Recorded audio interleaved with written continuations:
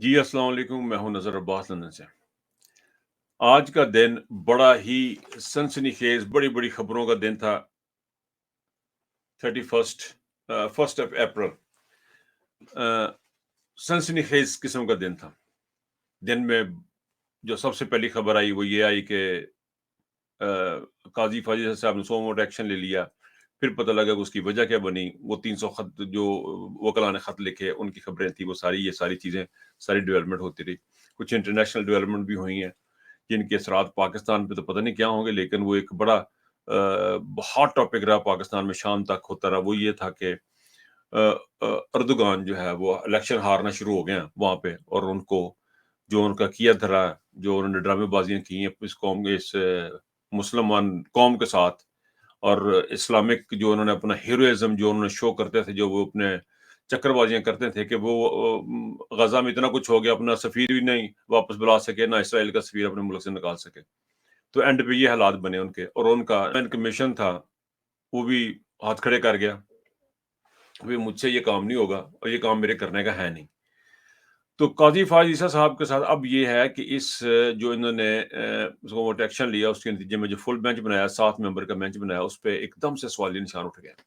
सबसे पहला निशान जो बात इस वक्त हो रही है, टॉपिक जो है, जो बात पूरे पाकिस्तान में घूम रही है, वो ये है कि आमिर, जस्टिस आमिर और काजी फाज ईसा का जो कंडक्ट है उसके ऊपर बात शुरू हो गई है।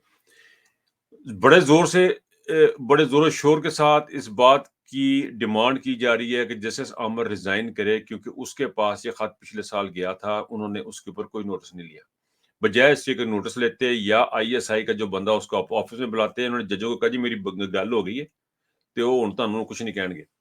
ये एक पाकिस्तान का आम किस्म का काम करने का तरीकाकार है। ये इसे इसे मिसकंडक्ट ही गर्दाना जाएगा, चाहे जाए कि आप उस बंदे को बुलाते, कंटेम्प्ट ऑफ कोर्ट में बुलाते, या किसी भी के हिसाब से उसको बुलाते, बताते कि बताओ तुम हमारे किसी ये इन वकला को किस हिसाब में धमकियां देते फिर रहे हो, ब्लैकमेलिंग कर रहे हो इन लोगों को। उसकी बजाय उन्होंने फोन किया, उन्होंने कहा जी गल छोड़ो जी, बंदे की करते पे, उन्होंने कहा जी कुछ नहीं करते, ठीक है जी, बात हो गई। ये है पाकिस्तान का स्टाइल। तो उस पे वो ये तो मिसकंडक्ट में आ गया। तो अब जस्टिस आमर के रिजिग्नेशन का, इस्तीफे का मुतालबा जो है वो जोर पकड़ता जा रहा है।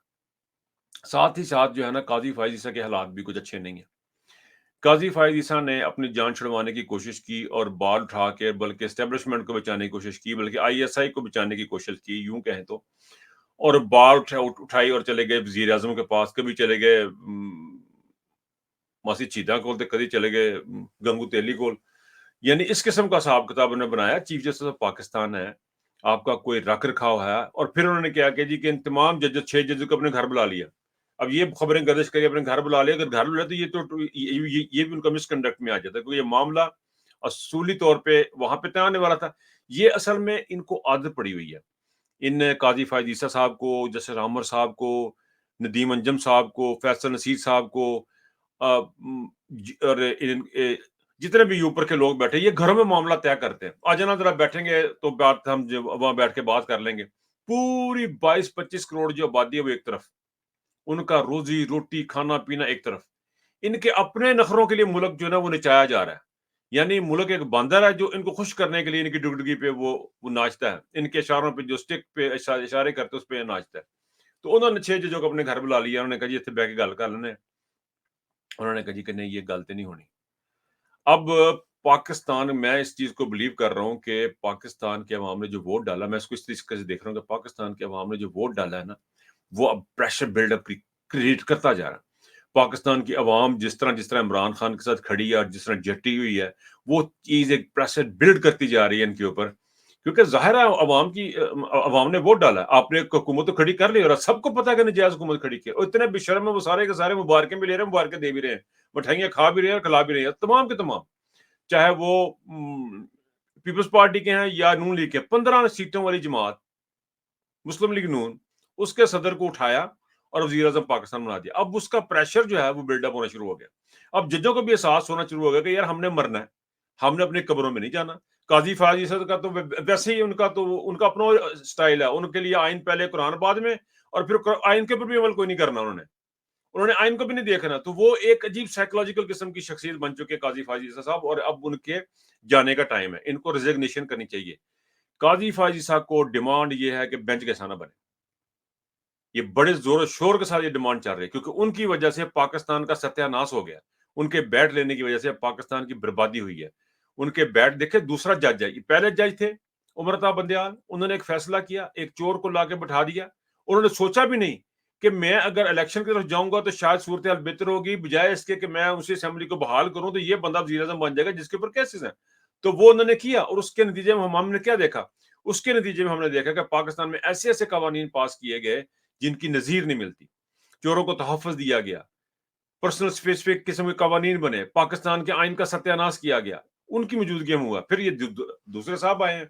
اب آپ دیکھیں اگر یہ کامیاب ہو جاتے ہیں اس طرح ہی, قاضی فائز صاحب جس طرح کی ایکسٹینشن لے لینی ہے, ان کے ابا جی کی حکومت بن جائے گی, ہمیشہ ہمیشہ کے لیے رہ لیں گے, یہ 3-4 سال کے بعد بھی ان کو نہیں لگتا یہ مریں گے. ان کا کوئی ایسا پلان نہیں ہے کہ انہوں نے مر بھی جانا یا انہوں نے صاحب دینا, یہ صرف زبانی باتیں کرتے ہیں لیکن ذہنی طور پہ بڑا یہ ان کے اندر خناس بھرا ہوا ہے ان کے دماغوں میں. سو قاضی فائز صاحب کو ریزائن کرنا چاہیے, سمپل. اس جج کے اس بینچ کے حصہ بھی نہیں ہونا چاہیے, بلکہ اس سے بہتر یہ کہ یہ ریزائن کریں اور فارغ ہوں.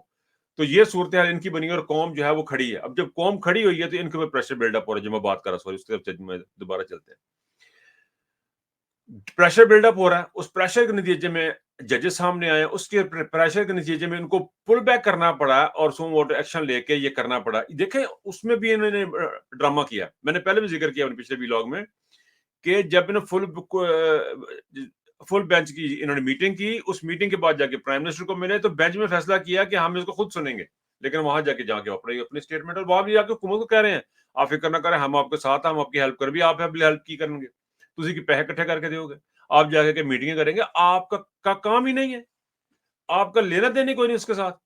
تو اس قسم کے لوگ جو ہیں یہ اب ہمارے سامنے, ان کا یہ اینڈ کی طرف جا رہے ہیں, ان کو قدرت دھکیل رہی ہے, اور اس کا تمام کراٹا جاتا پاکستان کے عوام کو, ان ہزاروں لاکھوں کروڑوں ووٹروں کو جاتا جنہوں نے نکل کے بڑے مشکل حالات میں تحریک انصاف کو ووٹ دیے. اب جس طرح جیسا چیزیں آگے چلیں گی اس طرح اس کو دیکھا جائے گا. عمران خان صاحب کو ضمانت ملی ہے, لوگ کچھ بہت ایکسائٹیڈ ہیں, میں ذرا آپٹیمسٹ رہنا چاہ رہا ہوں, بہت زیادہ ایکسائٹمنٹ کی بات نہیں, لیکن انہی جگہوں سے, انہی عدالتوں سے جہاں سے سزائیں ہیں, انہی عدالتوں سے انشاءاللہ تعالی عمران خان صاحب کو ریلیف ملے گی, کیونکہ ان کیسز میں ہے کچھ نہیں. نہ عمران خان کے وہ توشہ خانہ کے کیس میں کچھ ہے, نہ وہ جو نکاح والا کیس اس میں کچھ ہے, نہ سائفر میں کچھ ہے. یہ 2-3 کیس ہیں, تو انشاءاللہ تعالی یہ بھی بہت جلد قوم کو ملنے کو یہ خوشخبریاں ملیں گی کہ عمران خان صاحب کی ضمانت ہوگی. لیکن مجھے آج ایک دوست نے بڑا خدشہ کا اظہار کیا, اس نے کہا یہ جو ضمانت اتنی سیدھی سے دے رہے ہیں تو یہ کیا کر سکتے ہیں. اس نے یہاں تک کہا کہ وہ ہو سکتا ہے کہ اس کو رہا کروا کے مروانے کی کوشش کر دیں, لیکن میں ایک بات بڑی کلیئر کروں کہ اسٹیبلشمنٹ نے پاکستان کا جتنا نقصان کیا ہے نا, شاید ان ججوں نے بھی اتنا نہیں کیا, کیونکہ ان سے بھی کام آپ کروا رہے ہیں. تو آپ نے پاکستان کا بہت نقصان کیا. پاکستان کو اس وقت دشمن کی ضرورت نہیں ہے, کیونکہ اسٹیبلشمنٹ نے, خاص طور پہ آئی ایس آئی نے جو اسٹیبلشمنٹ نے پاکستان دشمنی پاکستان کے ساتھ کی ہے, اس کی نظیر نہیں ملتی. کبھی اس کی کسی دنیا کے ملک میں مثال نہیں ملتی. فار ایگزامپل ابھی آپ دیکھ لیں امریکہ کو دیکھیں, امریکہ میں اسٹیبلشمنٹ بڑی سخت ناپسند کرتی ہے ڈونلڈ ٹرمپ کو, لیکن وہ اپنے عوام کے اگینسٹ نہیں جائیں گے, لوگوں کے اوپر پرچے نہیں کاٹیں گے, وہ کسی کو پکڑ کے دھگڑ کے اندر نہیں کریں گے, کیونکہ وہ اپنے ملک میں بربادی نہیں کرنی چاہتے, وہ اپنے ملک کے ساتھ اچھائی کرنا چاہتے. چوئے جائے کہ وہ اس کو نہیں پسند کرتے ہیں, لیکن وہ اپنے ملک کے ساتھ کوئی ایسی غداری نہیں کریں گے. اور یہ پاکستان کی اسٹیبلشمنٹ کو سوچنا.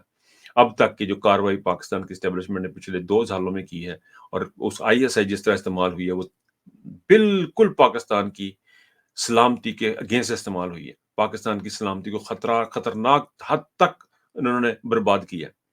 برائے نہیں, بات ختم کرتے ہوئے اتنا سے کہوں گا کہ قاضی فاضی صاحب کا انجام اب آپ کے سامنے ہے. فل بینچ کو یہ جو ڈیمانڈ لوگوں کی آ رہی ہے وہ بھی ہے. عامر صاحب کو بھی ریزائن کرنا چاہیے, چیف جسٹس کو بھی ریزائن کرنا چاہیے, اور میرا خیال میں Nadeem Anjum chief of I S I ان کو بھی ریزائن کرنا چاہیے.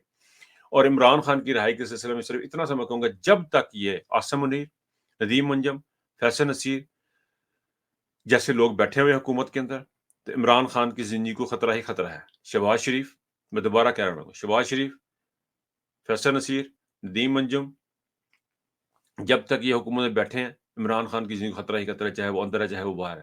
ان لوگوں کے ہوتے ہوئے پاکستان عمران خان کی زندگی محفوظ نہیں ہے. اور جہاں تک رہ گئی یہ بات قاضی فائزی صاحب والی اس کیس کی, اس کا اب 3 تاریخ کی انہوں نے ڈیٹ لگائی ہے. ہم امید کرتے ہیں کہ قاضی فائزی صاحب اپنے آپ کو پل آؤٹ کریں گے, اور ان دا مین ٹائم عامر صاحب جسٹس عامر صاحب بھی ریزائن کریں گے، اور کوئی راستہ نہیں ہے، کیونکہ ان لوگوں کو پہلے بتایا گیا تھا، ان لوگوں کو پتہ تھا ان کے علم میں یہ چیزیں تھیں، تو ان کو ریزائن کرنا چاہیے۔ اپنا بہت خیال رکھیے گا۔ اللہ حافظ۔